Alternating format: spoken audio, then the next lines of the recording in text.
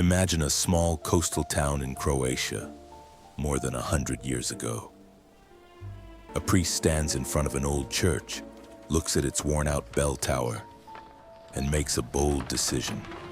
He will tear it down. He will build a new one. He will bring a beautiful statue of the Sacred Heart of Jesus from Tyrol. He will fight for workers' rights. And one day he will even stand up to the Hungarian government to protect Croatian soil. That priest was Monsignor Mate Cvetko. And yet, today very few people in Novi Vinodolski remember his name. This is his story. Mate Cvetko was born on the 18th of September 1852, right here in Novi Vinodolski. He came from a family that already understood what it meant to serve. His uncle, Ivan Cvetko, was a priest on Drenova who built a church and taught children to read and write. That same spirit lived in young Mate. After studying in Senj, he was ordained in 1877 and began his journey through the church, a journey that would eventually lead him to become the great Prepositus of the Modruš chapter. In 1909, Mate Cvetko looked at the Church of St. Philip and James and decided it was time for a change. He didn't just repair it. He tore down the old front tower, extended the church inside, gave it a new façade, and built a taller, more beautiful bell tower.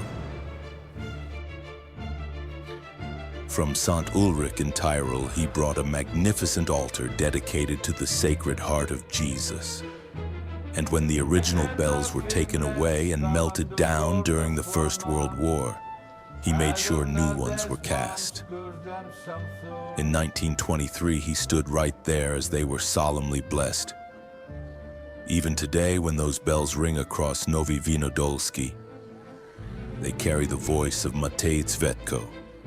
But Mate wasn't only interested in stone and bells.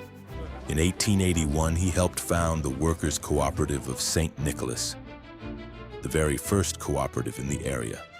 He wanted to help ordinary working families live with dignity. For more than 20 years, he also led the Narodna Čitaonica, the local reading room. There he stood firmly for tradition and values he believed in. In 1909, something much bigger was happening.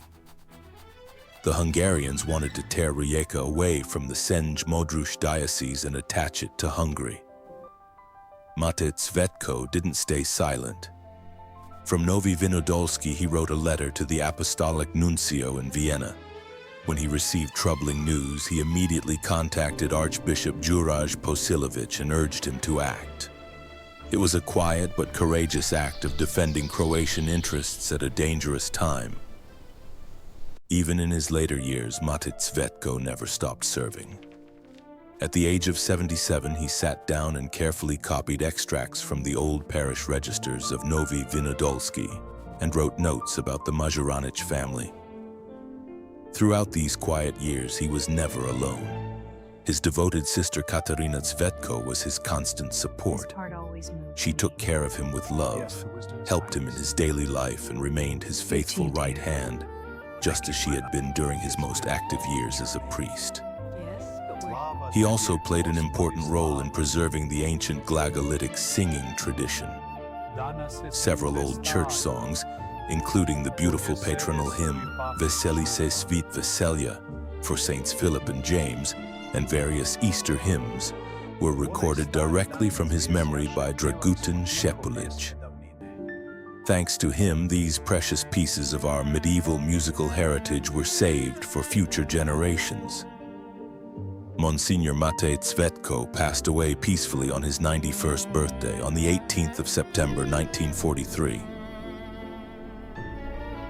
Today we remember Monsignor Mate Cvetko as a man who built with his hands, cared with his heart, and stood up when it mattered. A priest, a builder, a reformer, and a true son of Vinodol. If his story moved you, please leave a like, subscribe, and tell me in the comments which part of Mate Cvetko's life surprised you the most. Thank you for watching.